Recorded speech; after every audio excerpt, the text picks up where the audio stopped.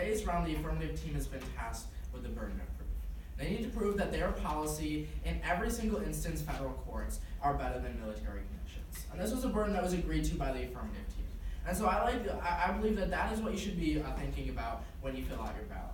Should we not even have the option of military commissions? Should we restrict our options when fighting the war on terror? Or should we keep all available options open? Today, I strongly believe in the goal of national security. I believe that if their plan is going to put United States citizens in harm's way, it should not be passed. And I believe that this is a fair standard.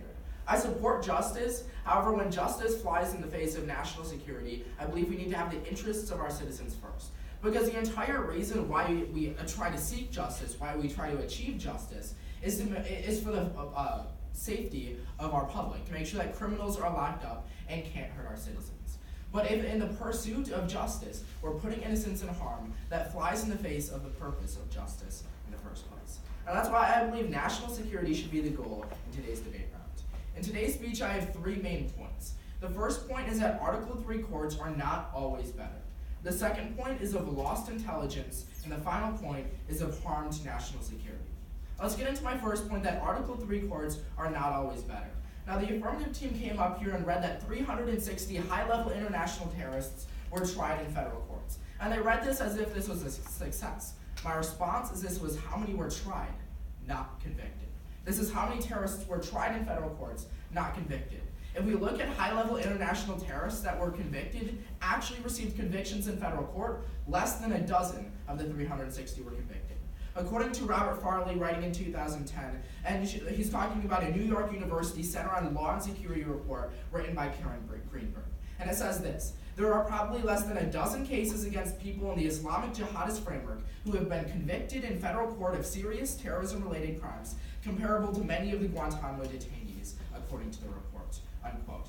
According to the affirmative team, 360 high-level international terrorists have been tried in federal courts. But when we look at the convictions, less than a dozen have actually been convicted. And this is really what the affirmative team is. Their numbers are flawed. They point to 563 convictions as a good number, but it doesn't show the success rate. And when we look at specifically high-level international terrorists, we see that Article 3 courts do an astoundingly poor job at trying these people.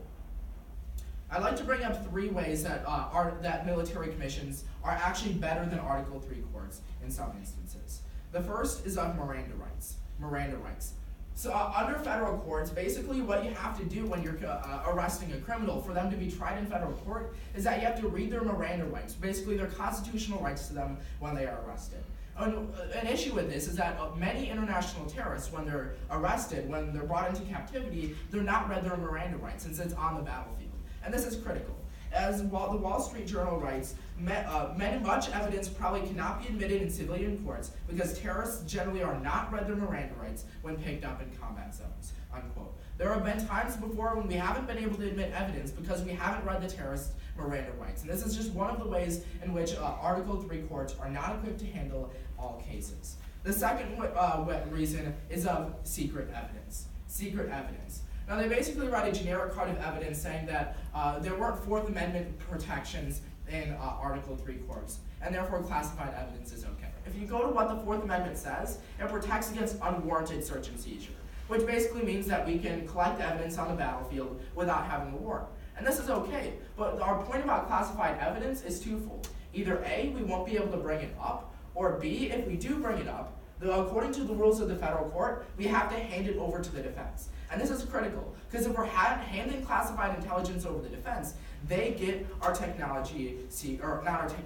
intelligence secrets. And I'd like to bring up an example of this. According to Glenn Sills-Alsmy, who's the professor at the U.S. Coast Guard Academy and has a JD in law. He says, introduction of classified material would be problematic in the context of an ongoing armed conflict. One has to look no further than the problems encountered by the prosecution in the First World Trade Center bombings. The prosecutor in that case, Andy McCarthy, has poignantly written how classified information was immediately leaked to Osama bin Laden himself. This fact was confirmed when U.S. forces captured copies of the witness list and other information while operating in the Afghan theater. The U.S. court system is not suited for handling the sensitive nature of war secrets, particularly while U.S. forces remain in the land, unquote. This is just one example of when the United States was actually trying to try an international terrorist, a high-level international terrorist, and we gave key intelligence secrets over to Osama bin Laden himself. And this is critical. If we're giving our intelligence secrets away, this allows terrorists to know what our tactics are. It allows us to know what our strategies are for fighting them, and they're able to evade capture and better be able to fight against the United States. The impact is of harm to national security. And the third and final way in which Article 3 courts are not always better is that a single juror can dismantle criminal prosecution. If a single juror decides that the defendant is not guilty, then they can't get the death penalty, and there's a good chance that they can walk free. And this is backed up by an article by Jack Goldsmith, who's a professor at Harvard Law School. He talks about in criminal trials, guilty defendants often go free because of legal technicalities. He goes on to say that these factors are exacerbated in terrorist trials. He concludes that it increases the chances of terrorists walking free and then returning and killing Americans, putting U.S. national security at stake. The second major point in today's speech is that of lost intelligence. And this goes back to the classified intelligence. Our allies do not like it when we hand over classified intelligence to defense to the terrorists in criminal prosecutions. And they don't want to share intelligence with us for fear that their intelligence is also handed over to the terrorists. And this is backed up by an article by Andrew McCarthy. Moving on to my third point, because I really believe that this is the most important point, and that is of harm to national security. And there are two ways. The first one is that it puts prison guards at risk. It puts prison guards at risk. President Obama used to be all for shutting down Guantanamo Bay and stopping the use of military commissions. And he started to stop using military commissions. But midway through his presidency, he stopped. Let's look at why. According to Michael Mukasey, who was a former attorney general writing in 2009, even after conviction, the issue is not whether a maximum security prison can hold these defendants. Of course it can't. But their presence even inside the walls as proselytizers, if nothing else, is itself a danger.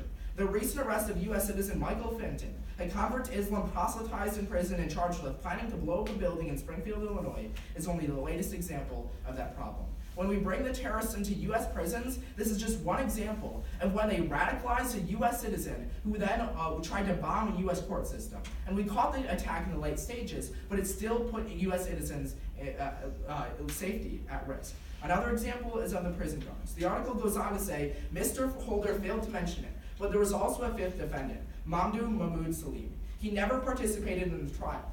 Why? Because before it even began, in a foiled attempt to escape a maximum security prison, he sharpened a plastic comb into a weapon and drove it through the eye and into the brain of Louis Pepe, a 42-year-old Bureau of Prison Guard, unquote. Mamdouh Masalid was a terrorist who was originally in Guantanamo Bay. President Obama transferred him over to the United States, and he attacked the prison guard. He stabbed a sharpened comb through the eye of the prison guard, injuring him.